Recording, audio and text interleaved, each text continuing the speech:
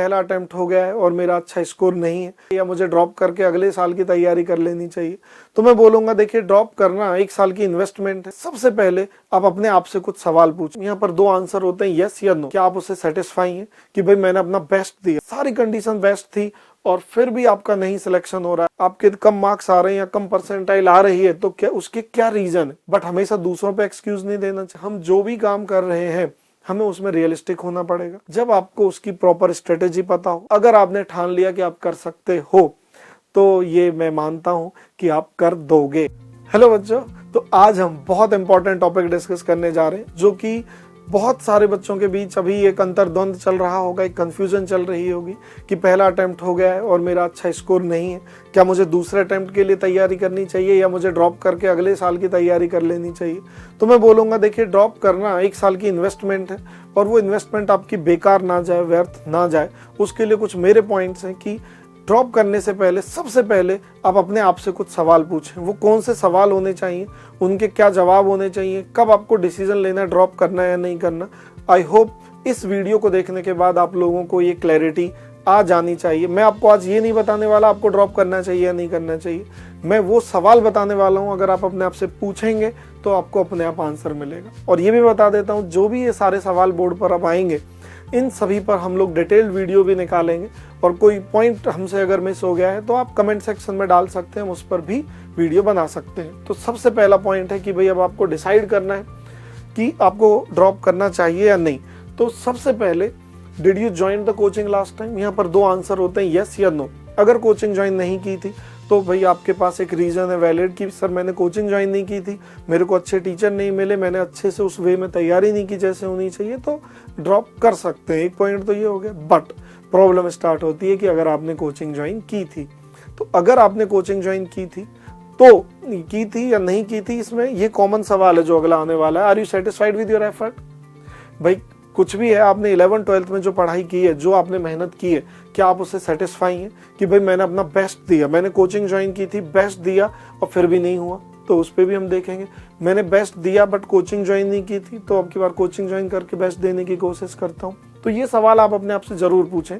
अगर कोचिंग भी थी, सारी कंडीशन बेस्ट थी और फिर भी आपका नहीं सिलेक्शन हो रहा है, आपने एफर्ट भी रोज 14 से 16 घंटे पढ़ाई की है, तो फिर आपको ड्रॉप करने से पहले 2 बार सोचना चाहिए कि अगली बार भी यही रिपीट ना हो जाए रिजल्ट। अगला पॉइंट, अगला मेरा पॉइंट है, any specific reason for low marks. अगर आपके कम मार्क्स आ रहे हैं या कम परसेंटाइल आ रही है, तो क्या उसके क्या रीजन है। अब रीजन बहुत तरीके के हो सकते हैं कि मैं जिस कोचिंग में गया वहाँ टीचर अच्छे नहीं थे, मटेरियल अच्छा नहीं था। बट हमेशा दूसरों पे एक्सक्यूज नहीं देना चाहिए। ये भी हो सकता है मैं डिस्ट्रैक्ट हो गया था, मैंने पढ़ाई नहीं की, मैं होमवर्क ही नहीं करके जाता था।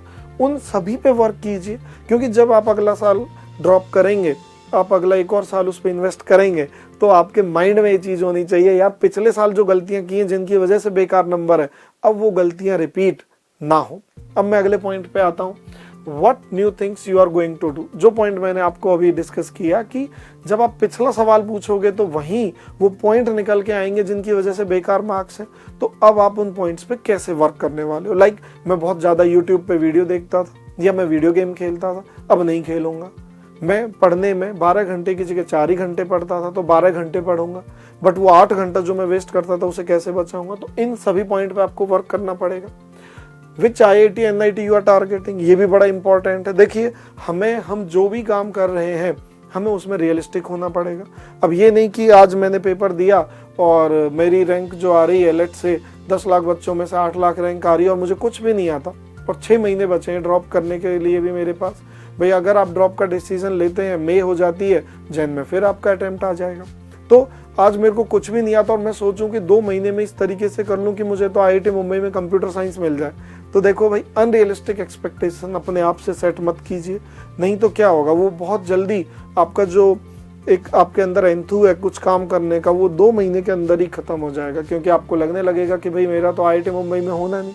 तो ये चीज़ें जो भी आप डिसाइड करें, जो डिसीजन ले, दैट शुड बी रियलिस्टिक कि आपको NIT टारगेट करनी है, आपको IIT टारगेट करनी है, NIT भी कौन सी, तो उसके लिए कितने नंबर्स आ जाने चाहिए, कितनी तैयारी मेरी होनी चाहिए।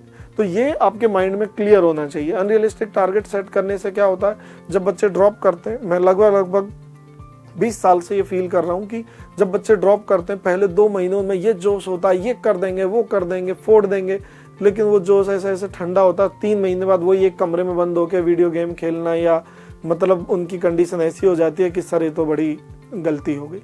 तो वो एंथू आपका मेंटेन रहे, उसके लिए आपका टारगेट भी रियलिस्टिक होना चाहिए। अगला है, do you have a strategy to avoid distraction.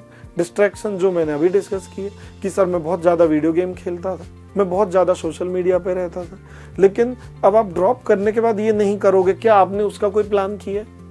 हम भी इस पर एक डिटेल वीडियो निकालेंगे कैसे इन्हें अवॉइड कर सकते हैं, बट आज के वीडियो में मैं वो सारे पॉइंट ले रहा हूँ जो आप अपने आप से पूछेंगे। एक कागज और पेन लेकर के बैठें और उस पर लिखते जाएं, और फिर जब आपको सभी सवालों के जवाब मिल जाएं तो मुझे लगता है कि तब आपके लिए ईजी होगा ये डिसीजन लेना कि ड्रॉप करना चाहिए या नहीं, क्योंकि if you think you can then definitely you can. तो ये मैं आपको बता रहा हूँ कि अगर आपने ठान लिया कि आप कर सकते हो तो ये मैं मानता हूँ कि आप कर दोगे, लेकिन वो तभी है जब आपको उसकी प्रॉपर स्ट्रेटेजी पता हो, अपने वीक एरियाज पता हो, अपने स्ट्रॉन्ग एरियाज पता हो। क्योंकि एक बार आपने सोच लिया कि नहीं कर सकता तो कोई मतलब ही नहीं है करने का। मैंने सोच लिया नहीं चल सकता तो नहीं चलूंगा, जब सोचूंगा तभी मैं आगे बढ़ूंगा। बट ऐसे नहीं कि मैं आज सोच लूं कि मैं अभी यहाँ का प्राइम मिनिस्टर बन जाता हूँ इंडिया का तो मैं बन जाऊंगा 6 महीने में, ऐसा नहीं होता। I have to be realistic. Next, trust yourself. ये बहुत इंपॉर्टेंट है। एक बार आपने कोई डिसीजन ले लिया, मे भी बहुत सारी मुसीबतें आएंगी, बहुत सारी प्रॉब्लम्स आएंगी, होगा। पेरेंट भी कई बार आपको बोलेंगे बेटा गलत कर दिया, आप पे नहीं हो रहा, you can not do it. But अगर आपको अपने ऊपर पूरा विश्वास है, पूरा ट्रस्ट है कि नहीं ये डिसीजन मैंने लिया है, पापा मम्मा ये मेरा डिसीजन है और मैं अपना बेस्ट दूंगा, तो डेफिनेटली यू विल एक्सेल।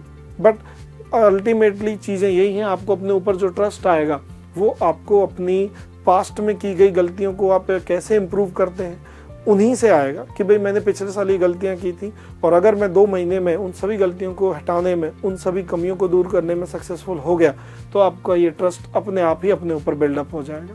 तो आज मैंने जो पॉइंट्स लिए हैं, मैं फिर कह रहा हूँ, आज मैंने जो पॉइंट लिए हैं वो बिल्कुल मैं हर पॉइंट के डिटेल में नहीं गया हूँ। इन हर पॉइंट का डिटेल वीडियो भी 5-5 मिनट 10-10 मिनट के हम लोग बनाएंगे। बट आज मेरा पॉइंट था कि भाई हमें ड्रॉप करना है या नहीं करना, इसमें ये डिसीजन लेने से पहले आप अपने आप से क्या सवाल पूछें।